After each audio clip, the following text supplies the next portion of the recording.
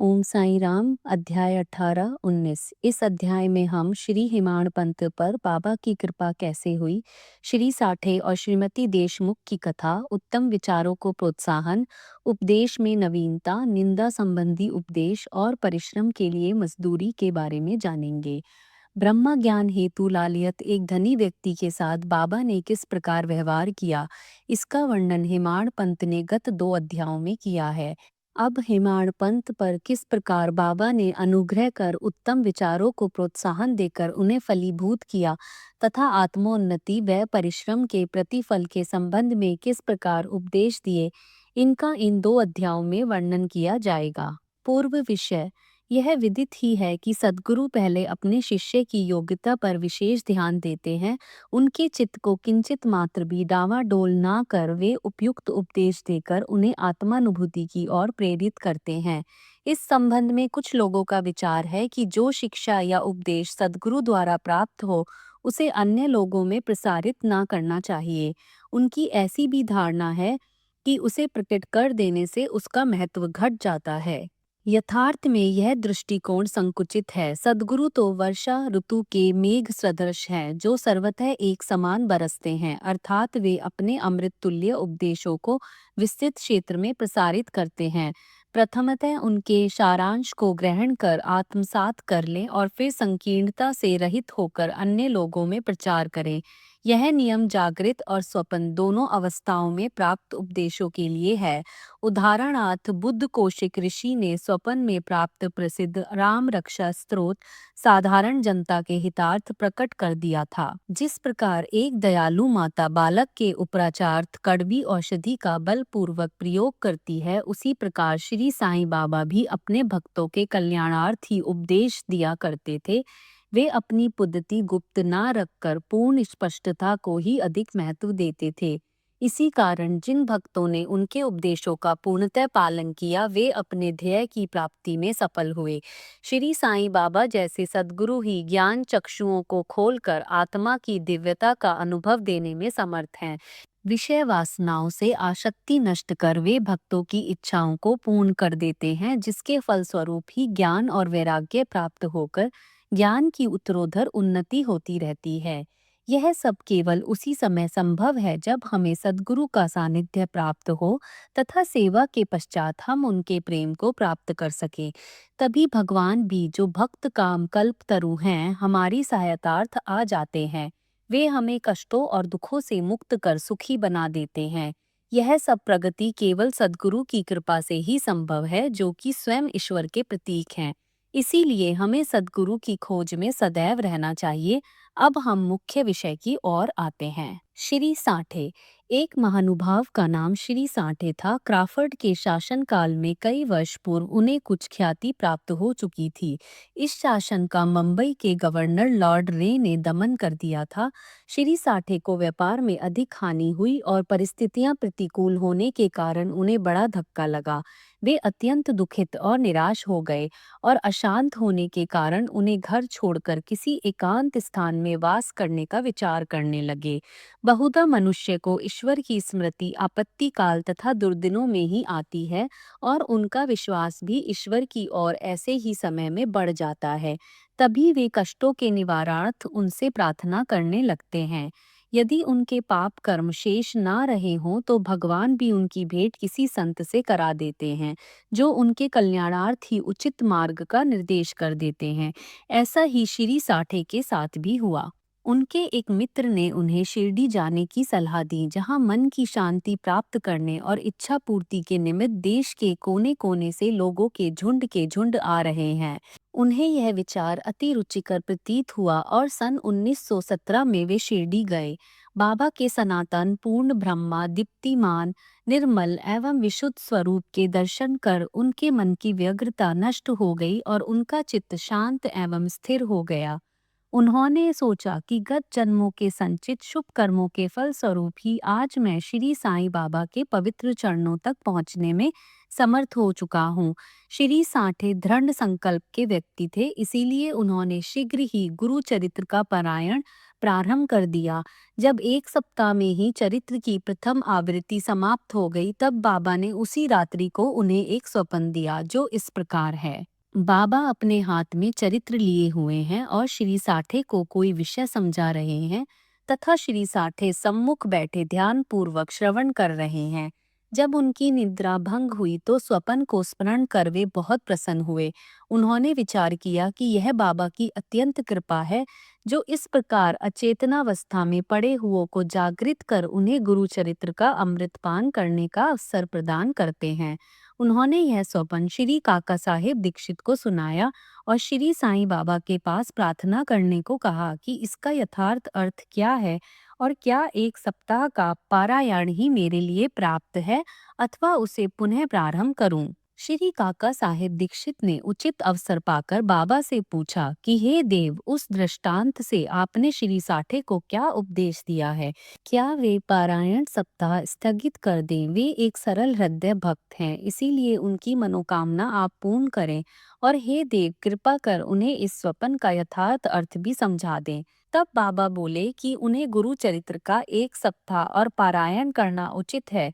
यदि वे ध्यान पूर्वक पाठ करेंगे तो उनका चित्त शुद्ध हो जाएगा और शीघ्र ही कल्याण होगा।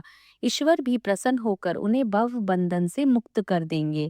इस अवसर पर श्री हेमाड़ पंत भी वहां उपस्थित थे और बाबा के चरण कमलों की सेवा कर रहे थे। बाबा के वचन सुनकर उन्हें विचार आया कि साठे को केवल सप्ताह के पारायण से ही मनोवांछित फल की प्राप्ति हो गई, जबकि मैं गत 40 वर्षों से गुरु चरित्र का पारायण कर रहा हूँ, जिसका परिणाम अब तक न निकला। उनका केवल 7 दिनों का शिरडी निवास सफल हुआ और मेरा गत 7 वर्ष का सहवास क्या व्यर्थ हो गया। चातक पक्षी के समान मैं सदा उस कृपा घन की राह देखा करता हूँ, जो मेरे ऊपर अमृत वर्षा करे। वे कब मुझे अपने उपदेश देने की कृपा करेंगे? ऐसा विचार उनके मस्तिष्क में आया ही था कि बाबा को सब ज्ञात हो गया। ऐसा भक्तों ने सदैव ही अनुभव किया है कि उनके समस्त विचारों को जानकर बाबा तुरंत कुविचारों का दमन कर उत्तम विचारों को प्रोत्साहित करते थे। हिमाड़ पंत का ऐसा विचार जानकर बाबा ने तुरंत आज्ञा दी कि श्यामा के यहाँ जाओ और कुछ समय उनसे वार्तालाप कर 15 रुपये दक्षिणा ले आओ। बाबा को दया आ गई थी, इसी कारण उन्होंने ऐसी आज्ञा दी। उनकी अवज्ञा करने का साहस भी किसे था। श्री हेमाड़ पंत शीघ्र श्यामा के घर पहुंचे। इस समय पर श्यामा स्नान कर धोती पहन रहे थे। उन्होंने बाहर जाकर हेमाड़ पंत से पूछा कि आप यहाँ कैसे? जान पड़ता है कि आप मस्जिद से ही आ रहे हैं, तथा आप ऐसे व्यथित और उदास क्यों हैं? आप अकेले ही क्यों आए हैं? आइए बैठिए और थोड़ा विश्राम तो करिए। जब तक मैं पूजा नादि से भी निवृत्त हो जाऊं, तब तक आप कृपा करके पान आदि लें। इसके पश्चात ही हम और आप सुखपूर्वक वार्तालाप करें। ऐसा कहकर वे भीतर चले गए। दालान में बैठे बैठे हेमाड़ पंत की दृष्टि अचानक खिड़की पर रखी नाथ भागवत पर पड़ी। नाथ भागवत श्री एकनाथ द्वारा महाभागवत के 11वें स्कंद पर मराठी भाषा में की हुई एक टीका है। श्री साईं बाबा की आज्ञा अनुसार श्री बापू सोह साहिब जोग और श्री काका साहिब दीक्षित शिरडी में नित्य भगवत गीता का मराठी टीका सहित, जिसका नाम भावार्थ दीपिका या ज्ञानेश्वरी है, नाथ भागवत और एकनाथ का महान ग्रंथ भावार्थ रामायण का पठन किया करते थे। जब भक्तगण बाबा से कोई प्रश्न पूछने आते तो वे कभी आशंक उत्तर देते और कभी उनको उपयुक्त भागवत तथा प्रमुख ग्रंथों का श्रवण करने को कहते थे, जिन्हें सुनने पर भक्तों को अपने प्रश्नों के पूर्णतः संतोषप्रद उत्तर प्राप्त हो जाते थे। श्री हेमाड़ पंत भी नित्य प्रति नाथ भागवत के कुछ अंशों का पाठ किया करते थे। आज प्रातः मस्जिद को जाते समय कुछ भक्तों के सत्संग के कारण उन्होंने नित्य नियमानुसार पाठ अधूरा छोड़ दिया था। उन्होंने जैसे ही वह ग्रंथ उठाकर खोला तो अपने अपूर्ण भाग का पृष्ठ सामने देखकर उनको आश्चर्य हुआ। उन्होंने सोचा कि बाबा ने इसी कारण ही मुझे यहाँ भेजा है, ताकि मैं अपना शेष पाठ पूरा कर लूं, और उन्होंने शेष अंश का पाठ आरंभ कर दिया। पाठ पूर्ण होते ही श्यामा भी बाहर आए और उन दोनों में वार्तालाप होने लगा। हेमाड़ पंत ने कहा कि मैं बाबा का एक संदेश लेकर आपके पास आया हूँ। उन्होंने मुझे आपसे 15 रुपये दक्षिणा लाने तथा थोड़ी देर वार्तालाप कर आपको अपने साथ लेकर मस्जिद वापस आने की आज्ञा दी है। श्यामा आश्चर्य से बोले, मेरे पास तो एक फूटी कौड़ी भी नहीं है, इसीलिए आप रुपयों के बदले दक्षिणा में मेरे 15 नमस्कार ही ले जाओ। तब हिमाण पंत ने कहा कि ठीक है, मुझे आपके 15 नमस्कार ही स्वीकार हैं। आइए अब हम कुछ वार्तालाप करें और कृपा कर बाबा की कुछ लीलाएं आप मुझे सुनाएं, जिससे पाप नष्ट हों। श्यामा बोले, तो कुछ देर बैठो। इस ईश्वर की लीला अद्भुत है। कहाँ मैं एक अशिक्षित देहाती और कहाँ आप एक विद्वान। यहाँ आने के पश्चात तो आप बाबा की अनेक लीलाएं स्वयं देख ही चुके हैं, जिनका अब मैं आपके समक्ष कैसे वर्णन कर सकता हूँ। अच्छा, यह पान सुपारी तो खाओ, तब तक मैं कपड़े पहन लूं। थोड़ी देर में श्यामा बाहर आए और फिर दोनों में इस प्रकार वार्तालाप होने लगा। श्यामा बोले, इस परमेश्वर की लीलाएं अगाध हैं, जिसका कोई पार नहीं। वे तो लीलाओं से अल्पित रहकर सदैव विनोद किया करते हैं। इसे हम अज्ञानी जीव क्या समझ सके। बाबा स्वयं ही क्यों नहीं कहते, आप सरीखे विद्वान को मुझ जैसे मूर्ख के पास क्यों भेजा है। उनकी कार्य प्रणाली ही कल्पना के परे है। मैं तो इस विषय में केवल इतना ही कह सकता हूँ कि वे लौकिक नहीं हैं। इस भूमिका के साथ ही साथ श्यामा ने कहा कि अब मुझे एक की स्मृति हो आई है, जिसे मैं व्यक्तिगत रूप से जानता हूँ। जैसी भक्त की निष्ठा और भाव होता है, बाबा भी उसी प्रकार उनकी सहायता करते हैं। कभी कभी तो बाबा भक्त की कठिन परीक्षा लेकर ही उसे उपदेश दिया करते हैं। उपदेश शब्द सुनकर साठे के गुरु चरित्र पारायण की घटना का तत्काल ही स्मरण करके हिमाड़ पंत को रोमांच हो आया। उन्होंने सोचा, कदाचित बाबा ने मेरे चित्त की चंचलता नष्ट करने के लिए ही मुझे यहाँ भेजा है। फिर भी वे अपने विचार प्रकट ना कर श्यामा की कथा को ध्यानपूर्वक सुनने लगे। उन सब कथाओं का सार केवल यही था कि अपने भक्तों के प्रति बाबा के मन में कितनी दया और स्नेह है। इन कथाओं को श्रवण कर हिमाड़ पंत को आंतरिक उल्लास का अनुभव होने लगा। तब श्यामा ने नीचे लिखी कथा कही। श्रीमती राधाबाई देशमुख। एक समय एक वृद्धा श्रीमती राधाबाई, जो खाशाबा देशमुख की माँ थी, बाबा की कीर्ति सुनकर संगमनेर के लोगों के साथ शिरडी आई। बाबा के श्री दर्शन कर उन्हें अत्यंत प्रसन्नता हुई। श्री साईं चरणों में उनकी अटल श्रद्धा थी, इसीलिए उन्होंने यह निश्चय किया कि जैसे भी हो बाबा को अपना गुरु बनाकर उनसे उपदेश ग्रहण किया जाए। आमरण अनशन का दृढ़ निश्चय कर अपने विश्राम गृह में आकर उन्होंने अन्न त्याग दिया और इस प्रकार 3 दिन व्यतीत हो गए। माधवराव देश पांडे इस वृद्धा की अग्नि परीक्षा से बिल्कुल भयभीत हो गया और बाबा से प्रार्थना करने लगा कि देवा, आपने अब यह क्या आरंभ कर दिया। ऐसे कितने लोगों को आप यहाँ आकर्षित किया करते हैं। आप उस वृद्ध महिला से पूर्ण परिचित ही हैं, जो हठ पूर्वक आप पर अवलंबित है। यदि आपने कृपा दृष्टि कर उसे उपदेश ना दिया और यदि दुर्भाग्यवश उसे कुछ हो गया, तो लोग व्यर्थ ही आपको दोषी ठहराएंगे और कहेंगे कि बाबा से उपदेश प्राप्त न होने की वजह से ही उसकी मृत्यु हो गई है। इसीलिए अब दया कर उसे आशीष और उपदेश दीजिए। वृद्धा का ऐसा दृढ़ निश्चय देखकर बाबा ने उसे अपने पास बुलाया और मधुर उपदेश देकर उसकी मनोवृत्ति परिवर्तित कर कहा कि हे माता, क्यों व्यर्थ ही तुम यातना सहकर मृत्यु का आलिंगन करना चाहती हो। तुम मेरी माँ और मैं तुम्हारा बेटा।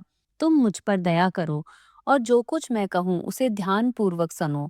मैं अपनी स्वयं की कथा तुमसे कहता हूँ और यदि तुम उसे ध्यान पूर्वक श्रवण करोगी तो तुम्हें अवश्य परम शांति प्राप्त होगी। मेरे एक गुरु, जो बड़े सिद्ध पुरुष थे, मुझ पर बड़े दयालु थे। दीर्घ काल तक मैं उनसे कभी अलग होना भी नहीं चाहता था।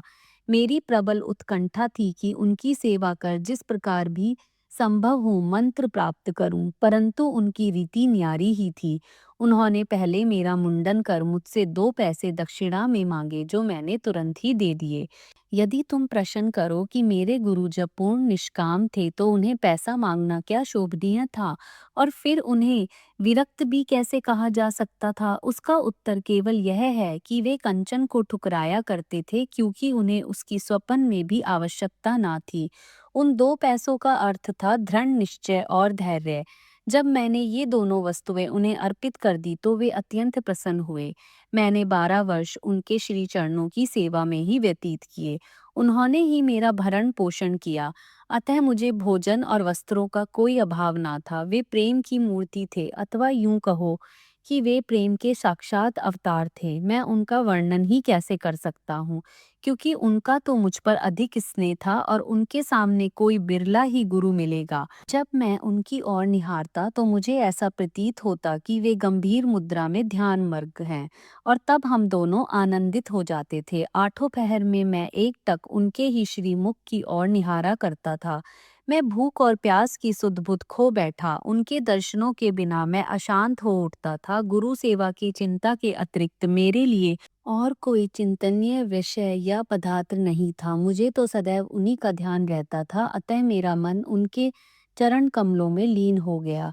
यह हुई 1 पैसे की दक्षिणा, धैर्य है दूसरा पैसा। मैं धैर्यपूर्वक बहुत काल तक प्रतीक्षा कर गुरु सेवा करता रहा। यही धैर्य तुम्हें भी भवसागर से पार उतार देगा। धैर्य ही मनुष्य में मनुष्यत्व है। धैर्य धारण करने से समस्त पाप और मोह नष्ट होकर उनके हर प्रकार के संकट दूर होते तथा भय जाता रहता है। इसी प्रकार तुम्हें भी अपने ध्येय की प्राप्ति हो जाएगी। धैर्य तो गुणों की खदान व उत्तम विचारों की जननी है। निष्ठा और धैर्य 2 जुड़वा बहनों के समान ही हैं, जिनमें परस्पर प्रगाढ़ प्रेम है। मेरे गुरु मुझसे किसी वस्तु की आकांक्षा ना रखते थे। उन्होंने कभी मेरी उपेक्षा ना की, वरन सदैव रक्षा करते रहते। यद्यपि मैं सदैव उनके चरणों के समीप ही रहता था, फिर भी कभी किन्हीं अन्य स्थानों पर यदि चला जाता तो भी मेरे प्रेम में कभी कमी ना हुई। वे सदा मुझ पर कृपा दृष्टि रखते थे। जिस प्रकार कछुई प्रेम दृष्टि से अपने बच्चों का पालन करती है, चाहे वे उसके समीप हों अथवा नदी के उस पार, सो हे माँ, मेरे गुरु ने तो मुझे कोई मंत्र सिखलाया ही नहीं, तब मैं तुम्हारे कान में कैसे कोई मंत्र फूकूं। केवल इतना ही ध्यान रखो कि गुरु की भी कछुई के समान ही प्रेम दृष्टि से हमें संतोष प्राप्त होता है। इस कारण व्यर्थ में किसी से उपदेश प्राप्त करने का प्रयत्न ना करो। मुझे ही अपने विचारों तथा कर्मों का मुख्य ध्येय बना लो, और तब तुम्हें निसंदेह ही परमार्थ की प्राप्ति हो जाएगी। मेरी और अन्य भाव से देखो तो मैं भी तुम्हारी ओर वैसे ही देखूंगा। इस मस्जिद में बैठकर मैं सत्य ही बोलूंगा कि किन्हीं साधनाओं या शास्त्रों के अध्ययन की आवश्यकता नहीं, वरन केवल गुरु में विश्वास ही पर्याप्त है। पूर्ण विश्वास रखो कि गुरु ही करता है, और वह धन्य है जो गुरु की महानता से परिचित हो। उसे हरि, हर और ब्रह्मा का अवतार समझा जाता है।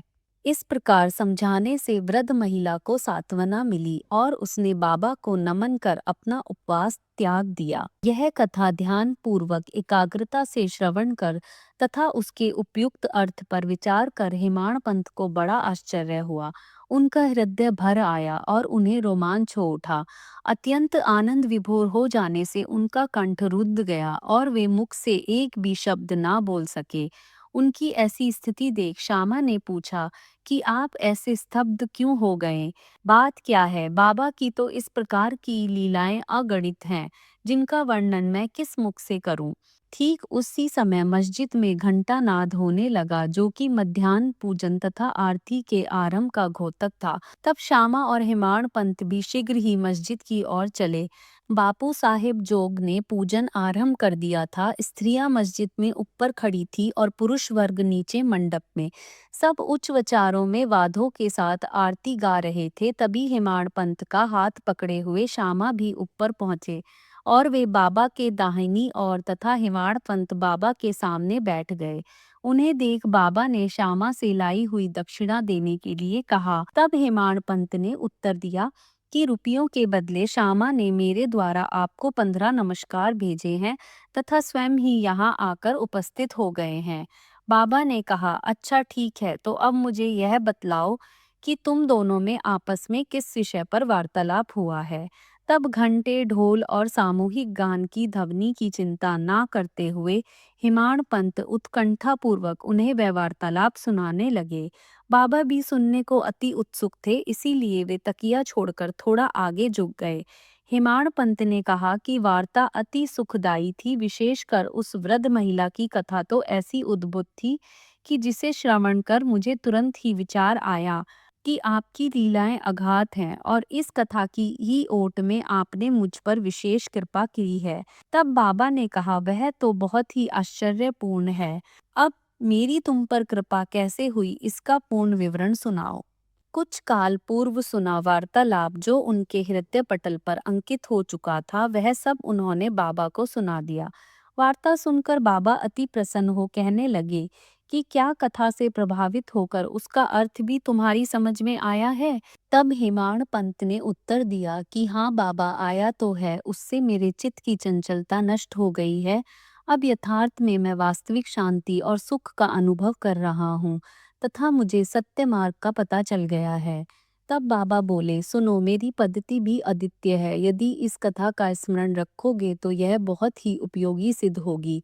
आत्मज्ञान प्राप्त करने के लिए ध्यान अत्यंत आवश्यक है और यदि तुम इसका निरंतर अभ्यास करते रहोगे तो कुप्रवृत्तियां शांत हो जाएंगी। तुम्हें आसक्ति रहित होकर सदैव ईश्वर का ध्यान करना चाहिए जो सर्व प्राणियों में व्याप्त है।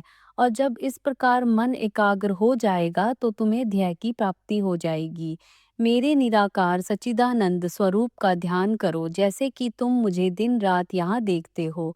इस प्रकार तुम्हारी वृत्तियां केंद्रित हो जाएंगी तथा ध्याता ध्यान और ध्येय का पृथकत्व नष्ट हो ध्याता चैतन्य से एक तत्व को प्राप्त कर ब्रह्मा के साथ अभिन्न हो जाएगा। कछुवी नदी के इसी किनारे पर रहती है और उसके बच्चे दूसरे किनारे पर। ना वह उन्हें दूध पिलाती है और ना हृदय से ही लगाकर लेती है, वरन केवल उसकी प्रेम दृष्टि से ही उनका भरण पोषण हो जाता है। छोटे बच्चे भी कुछ ना करके केवल अपनी माँ का ही स्मरण करते रहते हैं। उन छोटे छोटे बच्चों पर कछुवी की केवल दृष्टि ही उन्हें अमृत तुल्य आहार और आनंद प्रदान करती है। ऐसा ही गुरु और शिष्य का भी संबंध है। बाबा ने ये अंतिम शब्द कहे ही थे कि आरती समाप्त हो गई और सबने उच्च स्वर से श्री सच्चिदानंद सद्गुरु साईनाथ महाराज की जय बोला। प्रिय पाठकों, कल्पना करो कि हम सब भी इस समय उसी भीड़ और जय जयकार में सम्मिलित हैं। आरती समाप्त होने पर प्रसाद वितरण हुआ। बापू साहेब जोग हमेशा की तरह आगे बढ़े और बाबा को नमस्कार कर मुट्ठी भर मिश्री का प्रसाद बाबा को दिया। यह मिश्री हेमाड़ पंत को देकर वे बोले कि यदि तुम इस कथा को अच्छी तरह से सदैव स्मरण रखोगे तो तुम्हारी भी स्थिति इस मिश्री के समान मधुर होकर समस्त इच्छाएं पूर्ण हो जाएंगी और तुम सुखी हो जाओगे। हेमाड़ पंत ने बाबा को साष्टांग प्रणाम किया और स्तुति की कि हे प्रभु, इसी प्रकार दया कर सदैव मेरी रक्षा करते रहो। तब बाबा ने आशीर्वाद देकर कहा कि इन कथाओं को श्रवण कर नित्य मनन तथा निधि ध्यासन कर तत्व ग्रहण करो, तब तुम्हें ईश्वर का सदा स्मरण तथा ध्यान बना रहेगा और वह स्वयं तुम्हारे समक्ष अपने स्वरूप को प्रकट कर देगा। प्यारे पाठकों, हेमाड़ पंत को उस समय मिश्री का प्रसाद भली भांति मिला जो आज हमें इस कथामृत के पान करने का अवसर प्राप्त हुआ। आओ हम भी उस कथा का मनन करें तथा उसका सार ग्रहण कर बाबा की कृपा से स्वस्थ और सुखी हो जाएं। 19वें अध्याय के अंत में हेमाड़ पंत ने कुछ और भी विषयों का वर्णन किया है जो यहाँ दिए जाते हैं। अपने बर्ताव के संबंध में बाबा का उपदेश। नीचे दिए हुए अमूल्य वचन सर्वसाधारण भक्तों के लिए हैं और यदि उन्हें ध्यान में रखकर आचरण में लाया गया तो सदैव ही कल्याण होगा। जब तक किसी से कोई पूर्व नाता या संबंध ना हो तब तक कोई किसी के समीप नहीं जाता। यदि कोई मनुष्य या प्राणी तुम्हारे समीप आए तो उसे घृणा से ना ठुकराओ, उसका स्वागत कर आदर पूर्वक बर्ताव करो। यदि त्रसित को जल, क्षुधा पीड़ित को भोजन, नंगे को वस्त्र और आगंतुक को अपना दालान विश्राम करने को दोगे तो भगवान श्री हरि तुमसे निसंदेह प्रसन्न होंगे। यदि कोई तुमसे द्रव्य याचना करे तो तुम्हारी इच्छा देने की ना हो तो ना दो, परंतु उसके साथ अभद्र व्यवहार ना करो। तुम्हारी कोई कितनी ही निंदा क्यों ना करे फिर भी कटु उत्तर देकर तुम उस पर क्रोध ना करो। यदि इस प्रकार ऐसे प्रसंगों से सदैव बचते रहे तो यह निश्चित ही है कि तुम सुखी रहोगे। संसार चाहे उलट पुलट हो जाए परंतु तुम्हें स्थिर रहना चाहिए। सदा अपने स्थान पर दृढ़ रहकर गतिमान दृश्य को शांतिपूर्वक देखो। एक को दूसरे से अलग रखने वाले भेद की दीवार नष्ट कर दो जिससे अपना मिलन पथ सुगम हो जाए। द्वैत भाव ही भेद वृत्ति है जो शिष्य को अपने गुरु से पृथक कर देती है। इसीलिए जब तक इसका नाश ना हो जाए तब तक अभिन्नता प्राप्त करना संभव नहीं है। अल्लाह मालिक अर्थात ईश्वर ही सर्वशक्तिमान है और उसके सिवा अन्य कोई संरक्षण करता नहीं है। उनकी कार्य प्रणाली अलौकिक, अनमोल और कल्पना से परे है। उनकी इच्छा से ही सब कार्य होते हैं। वे ही मार्ग प्रदर्शन कर सभी इच्छाएं पूर्ण करते हैं। ऋणानुबंध के कारण ही हमारा समागम होता है, इसीलिए हमें परस्पर प्रेम कर एक दूसरे की सेवा कर सदैव संतुष्ट रहना चाहिए। जिसने अपने जीवन का ध्येय पा लिया है वही धन्य और सुखी है। दूसरे तो केवल कहने को ही जब तक प्राण है तब तक जीवित हैं। उत्तम विचारों को प्रोत्साहन। यह ध्यान देने योग्य बात है कि श्री साईं बाबा सदैव उत्तम विचारों को प्रोत्साहन दिया करते थे। इसीलिए यदि हम प्रेम और भक्ति पूर्वक अनन्य भाव से उनकी शरण जाएं तो हमें अनुभव हो जाएगा कि वे अनेक अवसरों पर हमें किस प्रकार सहायता पहुंचाते हैं।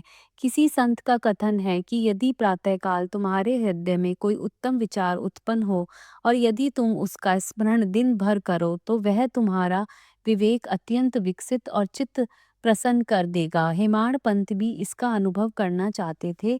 इसीलिए इस पवित्र शिरडी भूमि पर अगले गुरुवार के समुच्च दिन नाम स्मरण और कीर्तन में ही व्यतीत करूं, ऐसा विचार कर वे सो गए। दूसरे दिन प्रातःकाल उठने पर उन्हें सहज ही राम नाम का स्मरण हो आया, जिससे वे प्रसन्न हुए और नित्य कर्म समाप्त कर कुछ पुष्प लेकर बाबा के दर्शन करने गए। जब वे दीक्षित वाड़ा पर कर बूटी वाड़े के समीप से जा रहे थे तो उन्हें एक मधुर भजन की ध्वनि जो मस्जिद की ओर से आ रही थी सुनाई पड़ी। एक नाथ का यह भजन औरंगाबाद मधुर लय पूर्वक बाबा के समक्ष गा रहे थे। गुरु कृपा अंजन पायो मेरे भाई, राम बिना कुछ मानत नाही। अंदर रामा बाहर रामा, सपने में देखत सीता राम। जागत रामा सोवत रामा, जहाँ देखे वहीं पूरन कामा। एका जनादरनी अनुभवनी का, जहाँ देखे वहाँ राम सरीखा। भजन अनेक हैं परंतु विशेषकर यह भजन ही क्यों औरंगाबाद करने चुना? क्या यह बाबा द्वारा ही संयोजित विचित्र अनुरूपता नहीं है? और क्या यह हिमाड़ पंथ के पिछले दिन अखंड राम नाम स्मरण के संकल्प को प्रोत्साहन देना नहीं है? सभी संतों का इस संबंध में एक ही मत है और सभी राम नाम के जाप को प्रभावकारी तथा भक्तों की इच्छा पूर्ति और सभी कष्टों से छुटकारा पाने के लिए इसे एक अमोघ उपाय बतलाते हैं। निंदा संबंधी उपदेश। उपदेश देने के लिए किसी विशेष समय या स्थान की प्रतीक्षा ना कर बाबा यथा योग्य समय पर ही स्वतंत्रता पूर्वक उपदेश दिया करते थे। एक बार एक भक्त ने बाबा की अनुपस्थिति में दूसरे लोगों के सम्मुख किसी की निंदा की। गुणों की उपेक्षा कर उसने अपने भाई के दोषारोपण में इतने बुरे कुटु वाक्यों का प्रयोग किया कि सुनने वालों को भी उसके प्रति घृणा होने लगी। बहुधा देखने में आता है कि लोग व्यर्थ ही दूसरों की निंदा कर झगड़ा और बुराइयां उत्पन्न करते हैं। संत तो निंदा को दूसरी ही दृष्टि से देखा करते हैं। उनका कथन है कि शुद्धि के लिए अनेक विधियों में मिट्टी, जल और साबुन पर्याप्त है, परंतु निंदा करने वालों की उपयोगिता भिन्न ही होती है। वे दूसरों के दोषों को केवल अपनी जीहा से ही दूर करते हैं और इस प्रकार वे दूसरों की निंदा कर उनका उपकार ही किया करते हैं, जिसके लिए वे धन्यवाद के पात्र हैं।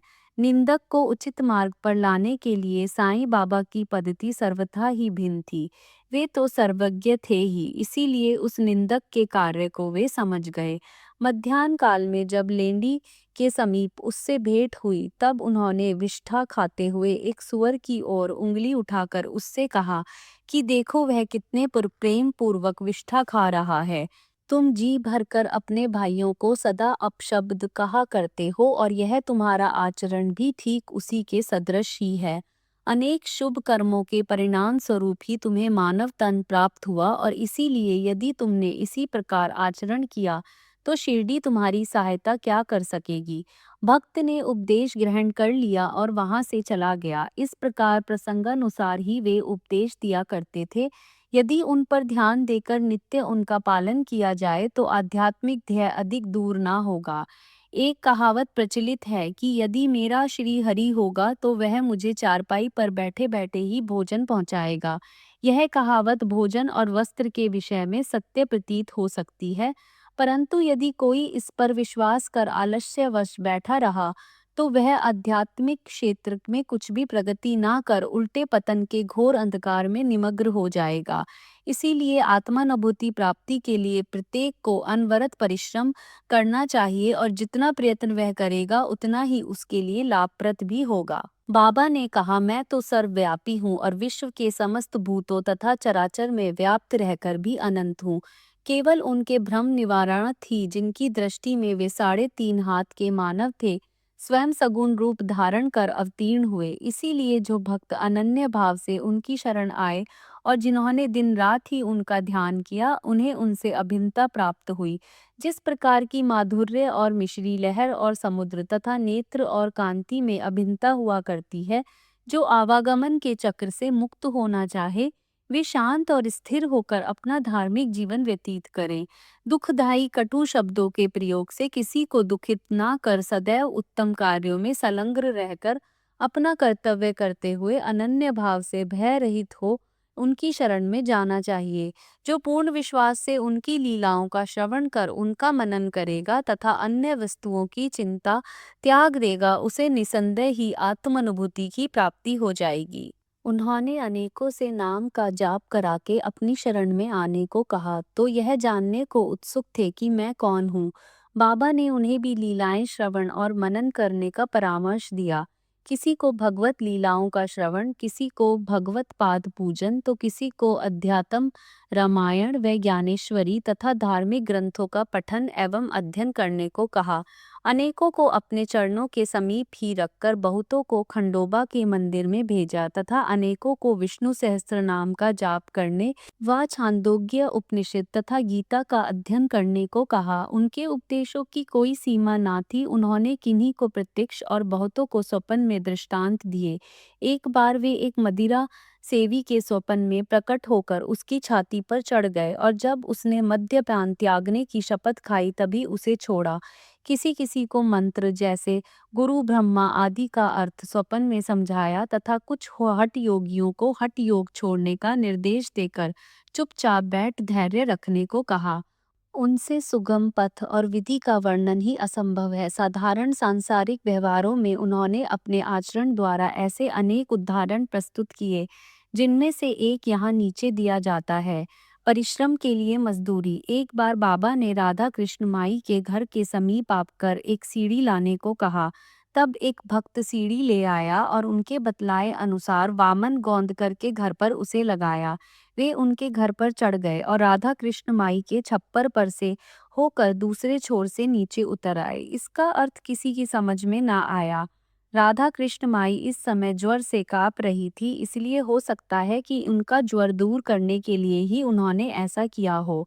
नीचे उतरने के पश्चात शीघ्र ही उन्होंने सीढ़ी लाने वाले को 2 रुपए पारिश्रमिक स्वरूप दिए। तब एक ने साहस कर उनसे पूछा कि इतने अधिक पैसा देना क्या अर्थ रखता है। उन्होंने कहा कि किसी से बिना उसके परिश्रम का मूल्य चुकाए कार्य न कराना चाहिए और कार्य करने वाले को उसके श्रम का शीघ्र निपटारा कर उदार हृदय से मजदूरी देनी चाहिए।